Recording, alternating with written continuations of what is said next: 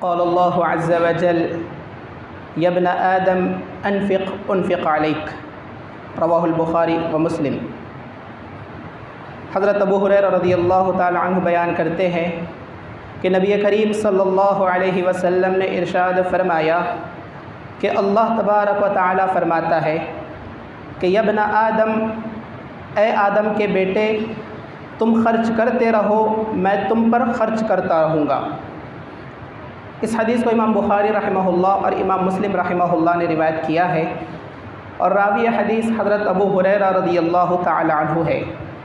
وہ فرماتے ہیں کہ نبی کریم صلی اللہ علیہ وسلم نے ارشاد فرمایا کہ اللہ تبارک و تعالی ارشاد فرماتا ہے کہ اے آدم کے بیٹے، اے ابن آدم، تو اللہ کی راہ میں خرچ کرتا رہے، اللہ تبارک و تعالی تجھ پر خرچ کرتا رہے گا۔ یہ حدیث قدسی ہے، جس میں نبی کریم صلی اللہ علیہ وسلم اللہ تبارک و تعالی سے روایت کر رہے ہیں، اللہ تبارک و تعالی کا قول نقل کر رہے ہیں۔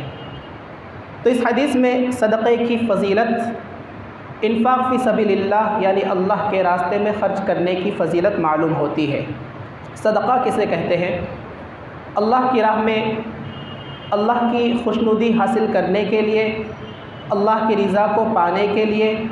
اللہ کا تقرب حاصل کرنے کے لیے، صرف اور صرف اللہ کے لیے اللہ کی راہ میں مال خرچ کرنا، چاہے وہ کھانے کی شکل میں ہو، چاہے وہ پینے کی شکل میں ہو، چاہے وہ پیسے کی شکل میں ہو، چاہے وہ لباس کی شکل میں ہو، اسے صدقہ کہا جاتا ہے، جس میں ریاکاری نہ ہو، دکھاوا نہ ہو، لوگوں کو بتلانا اور جتلانا نہ ہو، بلکہ محض اللہ کی رضا کے لیے اللہ کے راہ میں مال کو خرچ کرنا صدقہ کہلاتا ہے۔ اور یاد رکھیں، صدقے کی دو بنیادی قسمیں ہیں، ایک ہے نافلہ اور دوسرا ہے واجبہ۔ صدقہ نافلہ کہتے ہیں جو آپ کھا رہے ہیں اس میں سے کسی اور کو کھلا دیں، فقیر کو، محتاج کو، یتیم کو، اور اسی طرح جو بیچارے یتیم ہیں یا اسی طرح پریشان حال پڑوسی ہیں انہیں کھلا دیں، یا جو آپ پہن رہے ہیں اسی میں سے آپ دوسروں کو پہنا دیں، جو آپ پی رہے ہیں اسی میں سے محتاجوں کو پلا دیں، یہ صدقہ ہے جو کہ نافلہ ہے۔ یا جو آپ کما رہے ہیں اس میں سے چند روپیہ اور پیسہ مال کو خرچ کر دیں فقیروں، محتاجوں، مسکینوں اور یتیموں پر، یہ صدقہ نافلہ ہے جو کہ واجبہ نہیں ہے، لیکن خرچ کرنے پر اللہ تبارک و تعالیٰ کی طرف سے اجر عظیم کا وعدہ کیا گیا ہے۔ دوسری قسم صدقے کی ہے واجبہ، یعنی ایسا صدقہ جو کہ واجب ہے، اگر آپ خرچ نہیں کریں گے، اگر آپ ادا نہیں کریں گے تو اللہ کی وعید کا شکار ہوگے، اللہ کے عذاب کا شکار ہوگے، گویا کہ آپ نے اللہ کے فرض کردہ، واجب کردہ ایک چیز کو ختم کر دیا، تو اللہ تبارک و تعالیٰ اس کی پکڑ کرنے والا ہے، اور جسے ہم زکوٰۃ کہتے ہیں۔ زکوٰۃ کہتے ہیں اگر ہمارا مال نصاب کو پہنچ جائے تو صاحب نصاب کے لیے واجب ہے، ضروری ہے، لازم ہے، فرض ہے کہ وہ زکوٰۃ کے مال کو ادا کرے، جو اللہ تبارک و تعالی نے بیان کیا ہے سورہ توبہ میں کہ ان لوگوں پر آپ کو خرچ کرنا ہے، زکوٰۃ کا مال دے دینا ہے۔ تو پتہ یہ چلا کہ صدقے کی دو قسمیں ہیں، ایک ہے نفل صدقہ اور دوسرا ہے واجب صدقہ۔ نفل صدقہ جو ہم چلتے پھرتے 5 وقت یا جمعے کے دن خرچ کرتے ہیں غریبوں، مسکینوں، محتاجوں پر، اور جو واجب صدقہ ہے وہ ہے زکوٰۃ کی صورت میں۔ تو اس حدیث میں اللہ تبارک و تعالیٰ بندوں سے کہہ رہا ہے کہ اے ابن آدم، تو میری راہ میں خرچ کرتا جا، میں تجھ پر خرچ کرتا رہوں گا۔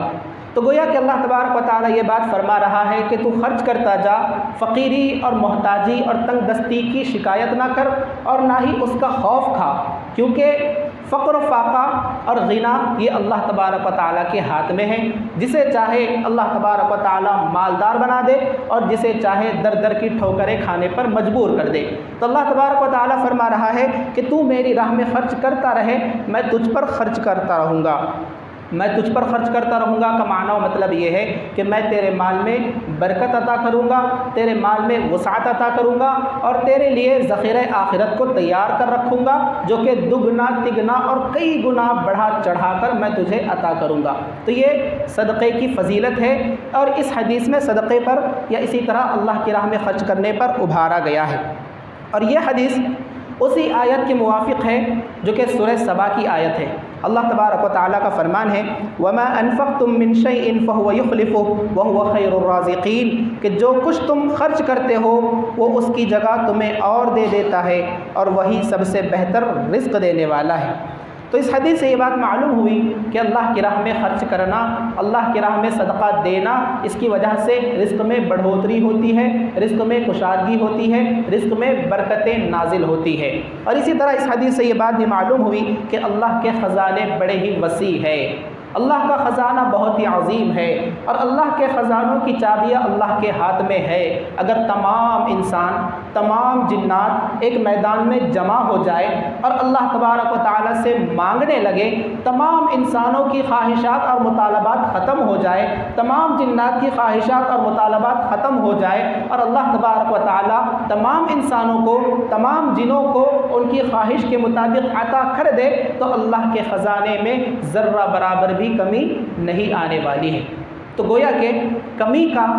اللہ تبارک و تعالیٰ کو کوئی خوف اور ڈر نہیں ہے۔ تو اللہ تبارک و تعالیٰ فرما رہا ہے کہ اے بندے تو خرچ کرتا جا، میں تجھ پر خرچ کرتا رہوں گا، اور یہ اللہ کا فضل ہے، یہ اللہ کی نعمت ہے کہ اللہ تبارک و تعالیٰ بندے کو بہت ہی بڑھا چڑھا کر عطا کرتا ہے، اور جتنا وہ چاہتا ہے عطا کرتا ہے، کیونکہ اللہ کے خزانے بڑے ہی عظیم ہیں، بڑے ہی وسیع ہے، اور ذرہ برابر بھی اللہ کے خزانے میں کمی نہیں ہونے والی ہے۔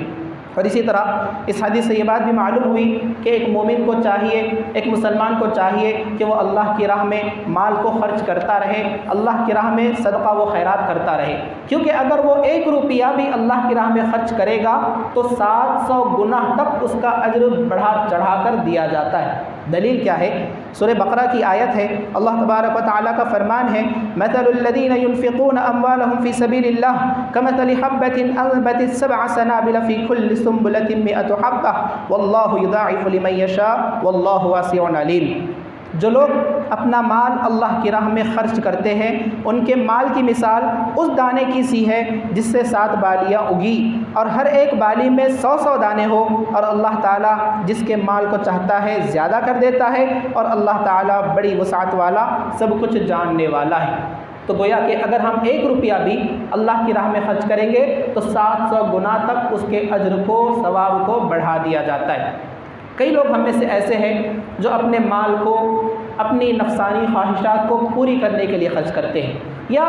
حرام کاری کے لیے خرچ کرتے ہیں، یا حرام خواہشات کی تکمیل کے لیے خرچ کرتے ہیں۔ تو یاد رکھیے یہ مال جو ہم اپنی خواہشات کو پوری کرنے کے لیے خرچ کر رہے ہیں، اپنی نفسانی شہوات کو، حرام شہوات کو پوری کرنے کے لیے خرچ کر رہے ہیں، تو یہی مال ہمارے لیے وبال جان ہوگا،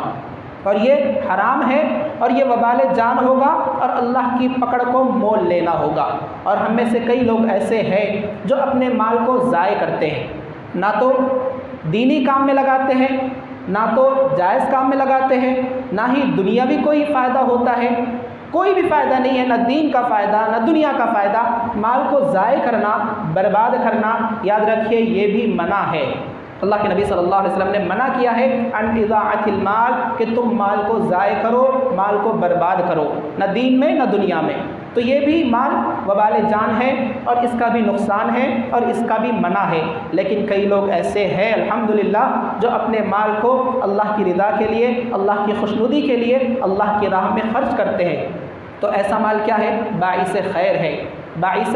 خیر ہے، باعث رحمت ہے، باعث برکت ہے، اور ذخیرہ آخرت ہے، اور اللہ تبارک و تعالیٰ ایسے مال کو ہمارے لیے کل قیامت کے دن باقی رکھے گا، اس کے اجر و ثواب کو بڑھا چڑھا کر عطا کرے گا۔ تو ہمیں چاہیے کہ ہم جتنا ہو سکے اللہ کی راہ میں مال خرچ کرتے رہے، اور ہم اس بات کی فکر نہ کریں کہ ہم جو خرچ کر رہے ہیں بہت ہی معمولی چیز ہے، بہت ہی حقیر سی چیز ہے، یا بہت ہی کم روپیہ پیسہ ہم خرچ کریں، نہیں، بلکہ اگر آپ اللہ کی رضا کے لیے، اللہ کو خوش کرنے کے لیے، اللہ کا تقرب حاصل کرنے کے لیے، ریاکاری کے طور پر نہیں، دکھاوے کے طور پر نہیں، اذیت کے طور پر نہیں، احسان جتلانے کے طور پر نہیں، اگر آپ اللہ کی رضا کے لیے ایک کھجور یا آدھی کھجور بھی خرچ کر دیں گے تو یاد رکھیے اللہ کے نبی صلی اللہ علیہ وسلم نے فرمایا فاتقوا النار ولو بشق تمرۃ، کہ جہنم کی آگ سے بچو، گرچہ کہ کھجور کا ایک ٹکڑا ہی صدقہ کر کے کیوں نہ ہو۔ سبحان اللہ، اگر اللہ کی رضا کے لیے آپ کھجور کا ٹکڑا یعنی آدھی کھجور بھی اللہ کی راہ میں خرچ کر دیں گے تو یہی جہنم سے بچنے کا باعث اور ذریعہ بن سکتی ہے۔ تو ہم جو بھی خرچ کریں دکھاوے کے لیے نہ کریں، لوگوں کو بتلانے کے لیے نہ کریں، بلکہ خاموشی سے، آہستہ سے، لوگوں کی نظروں سے اوجھل ہو کر اللہ کی راہ میں خرچ کریں۔ انشاءاللہ وہی صدقہ جہنم سے نجات کا ذریعہ بن سکتا ہے۔ اللہ سے دعا ہے اللہ تبارک و تعالی ہمیں اللہ کی راہ میں زیادہ سے زیادہ مال خرچ کرنے کی توفیق عطا فرمائیں۔ آمین۔ وآخر دعوانا ان الحمد للہ رب العالمین۔